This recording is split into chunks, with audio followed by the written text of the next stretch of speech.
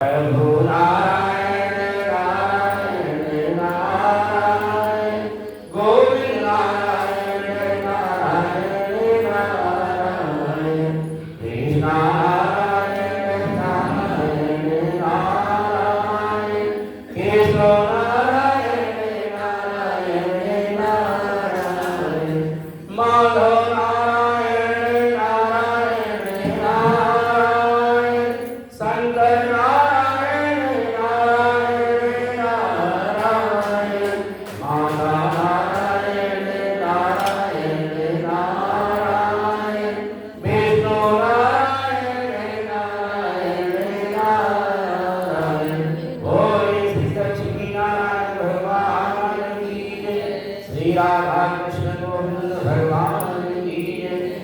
सच्चिदानंद भगवान की जय। श्री कार्तिक महात्म पुराण की जय।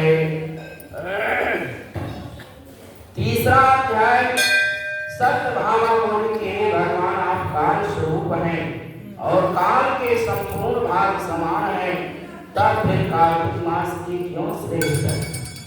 हे देव, सब तिथियों में एकादशी और सब महीनों में कार्तिक का महीना ही आपको प्रिय क्यों है? श्री कृष्ण भगवान बोले कि हे कांते, तुमने अच्छा प्रश्न किया।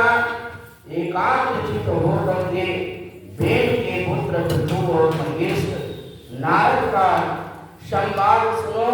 और जैसे पहले पृथु ने नारद से पूछा था, तब नारद मुनि जी ने श्री कार्तिक मास की श्रेष्ठता कही थी।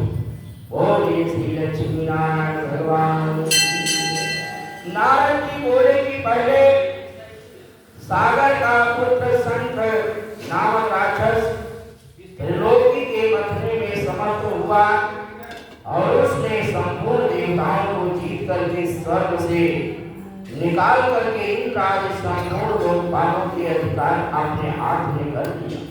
और सब देवता उसके भय से मारे अपने स्त्री पुत्र आदि लेकर के बहुत वर्ष तक पर्यंत सुमेर पर्वत की गुफाओं में वास करने लगे। जब देवता गुफाओं में रह रहे थे, तब शंखासुर ने विचार किया कि मैंने देवताओं को जीत तो लिया है, तो भी मैं बलवान मालूम होता हूँ।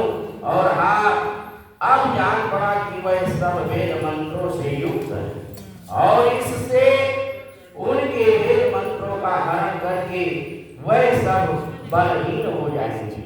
ऐसा विचार करके वह असुर विष्णु भगवान को नींद से ग्रस्त देख करके स्वयं भू ब्रह्मा जी के रूप में जाकर के वहां से वेदों को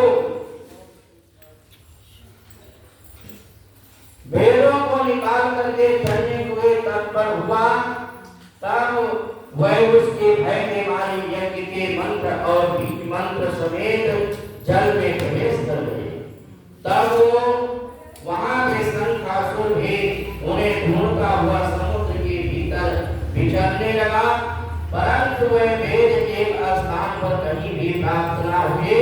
और पीछे से ब्रह्मा जी सब देवताओं को संग में लेकर के और पूजा की सब सामग्री इकट्ठी करके वैकुंठ में विष्णु भगवान के शरण में गए। बोले श्री लक्ष्मी नारायण भगवान की जय। वहां उनके जागने के निमित्त सब देवता गाने बजाने लगे और गंध धूप बार बार देने लगे और उनकी भक्ति से संतुष्ट होकर के भगवान ने नेत्र खोले।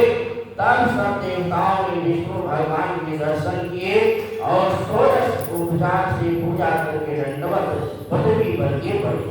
तब वे माधव भगवान उससे कहने लगे कि हे देवगण, मैं तुम्हारे भजन कीर्तन आदि कार्यों से प्रसन्न हुआ हूँ। मैं आप लोगों की मनोकामना पूर्ण करूंगा और अष्टमी शुक्ल पक्ष की एकादशी से देव उठावनी एकादशी तक बाहर भर रात्रि रहे। तब से जो मनुष्य तुम्हारी शरण भजन और कीर्तन करेंगे, वह मुझे प्रसन्न करके मुझे प्राप्त होंगे। बोलिए श्री लक्ष्मी नारायण भगवान की जय। श्री वृंदावन बिहारी लाल की जय। शंखासुर जिन वेदों को हर लाया है, वह सब जल में स्थित है और उन्हें मैं शंखासुर को मार कर खिलाऊंगा। आप वह बीज मंत्र समेत सब वेद प्रतिवर्ष कार्तिक के महीने में सदा जल में निवास करेंगे और मत स्वरूप धारण करके मैं जल में जाता हूँ और तुम संपूर्ण मुनियों को लेकर के संग आओ। और इस लोक में जो अच्छे मनुष्य प्रातः काल स्नान करते हैं वह निश्चय अक्षत स्नान फल की प्राप्ति होती है। जो कार्तिक में सदा व्रत करते हैं उनको हे इंद्र तुम मेरे लोक में पहुंचा दिया करो। हे यम तुम सदा उनकी विघ्नों से रक्षा करते रहो। हे वरुण तुम उनको पुत्र पौत्र आदि देते रहो। हे कुबेर तुम उनकी धन वृद्धि करो और जिससे यह मेरा रूप धारण करके साक्षात जीवन मुक्त हो जाए। और हे अन्य देवताओं जो जन्म से मरण तक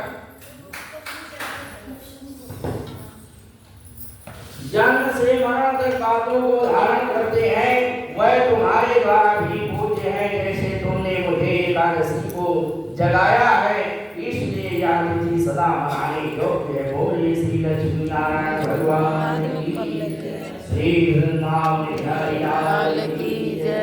श्रीमन नारायण